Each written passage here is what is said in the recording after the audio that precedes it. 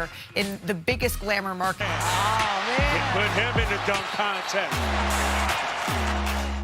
One day, can we put a date on that? Let's take a trip coast to coast, and we're going to start right there with Victor Wembanyama's comments. Perk, do you want to see Vic in the dunk contest? I will pay my hard-earned money, not only just to go watch him play, but to participate in the dunk contest. And this is why I say Victor Wembanyama is going to be the next face of the league, because he embraces everything about the NBA. It is a privilege for him to be part of the NBA. That's the way he takes it. He never takes it for granted. This man is just special. And like my grandmother say, he got an old soul, baby. Perk's going to pull up with a camcorder. Check out this interaction with Giannis and a young fan here. His name is Mason. He is 6 years old, and he officially beat cancer. His favorite player, Giannis Antetokounmpo, is right here. Giannis, he beat cancer. He'd love a high five from you. Look at that. Oh, be careful now. He's stronger than he looks, everybody.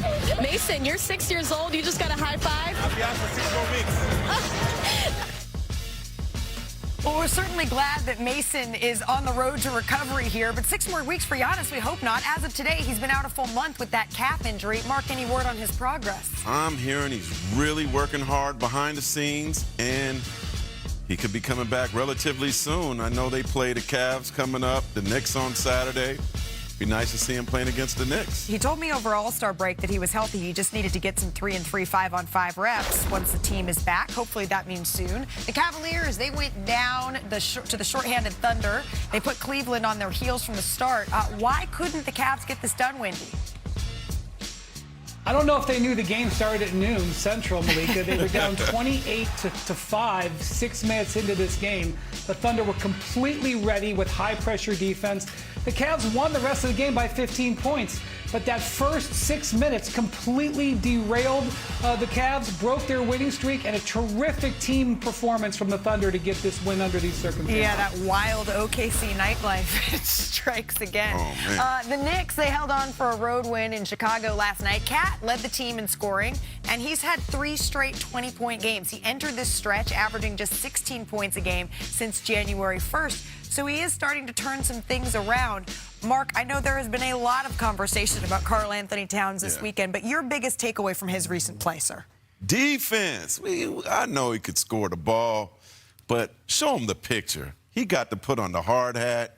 He got to put on the Timbs. He was Defensive Player of the Game for the second time this season. So congrats, Cat. You know, he really had a concerted effort also the other day against Houston to try to stop Sengun at a big stop right at the beginning of the quarter. He had 3 steals in this last game against Chicago. Yeah.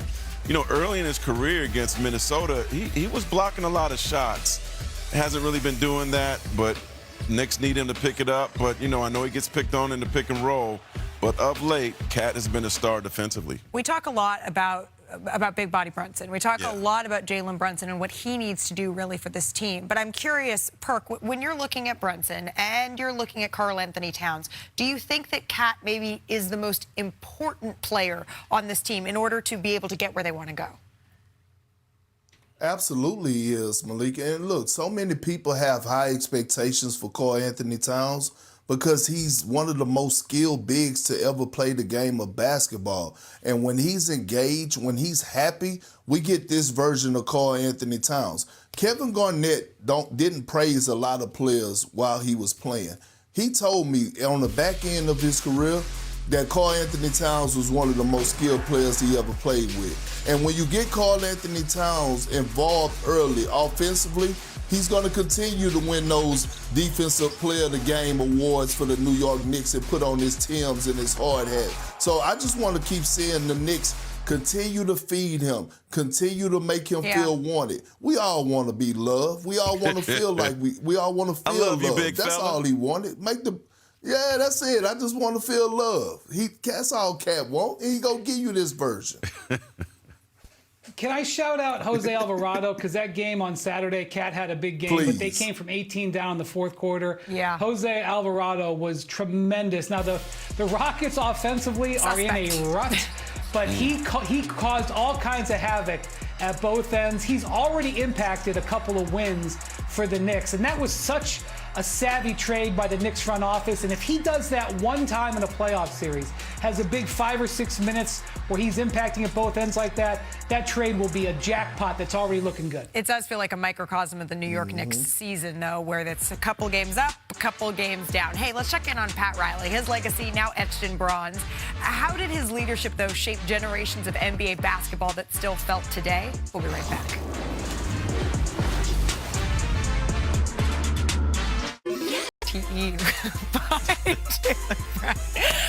But Jaylen Brown has been in a rare form this season, and he's been putting up career highs in scoring, rebounding, and assists. Brown has led Boston to the second spot out east and looking to make a run toward a potential deep playoff push by the former Finals MVP here. And from the MVP, the Finals MVP, to the 3-time Coach of the Year. It was Pat Riley Celebration Day here in Los Angeles as the godfather of the Showtime Lakers. He became the franchise's first coach with a statue. Here is the legendary Pat Riley pregame. All we really want in life and after is to know that what we did mattered and counted. Not just that we won, not just that we made history, but we left something behind worth remembering. And when it comes to time to kick some ass, you do it.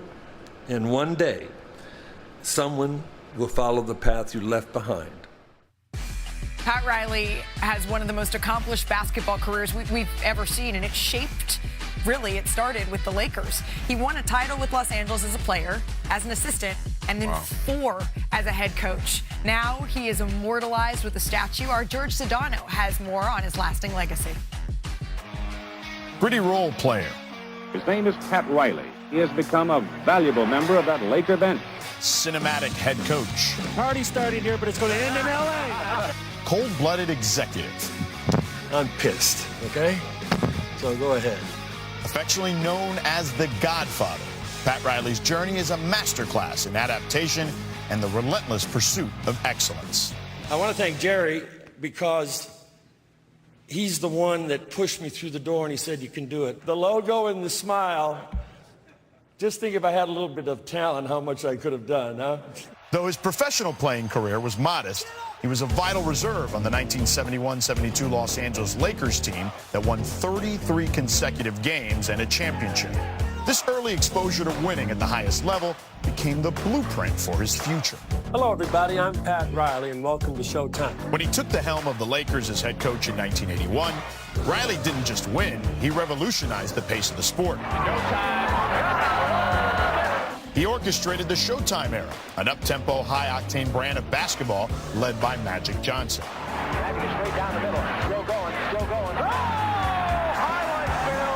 He famously guaranteed a repeat championship in 1987. I'm guaranteeing everybody here, next year we're going to win it again.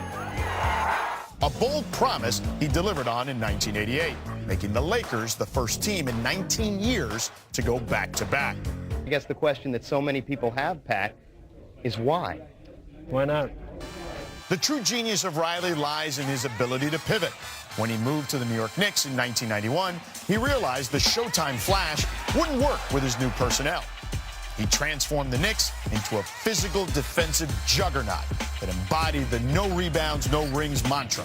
Though they never secured a title under his tenure, he led them to the 1994 Finals and still holds the franchise record for winning percentage. Pat Riley has stepped down as head coach of the New York Knicks, obviously because he feels like he didn't have enough say-so in personnel decisions. 1995, Riley moved to the Miami Heat, where he would cement his legacy as a dual-threat coach and executive. His championship parade, and I mean, that's the only reason that I coach. He led the Heat to their first championship as a coach in 2006, but his most significant impact came from the front office. In this fall, I'm going to take my talents to South Beach and join the Miami Heat.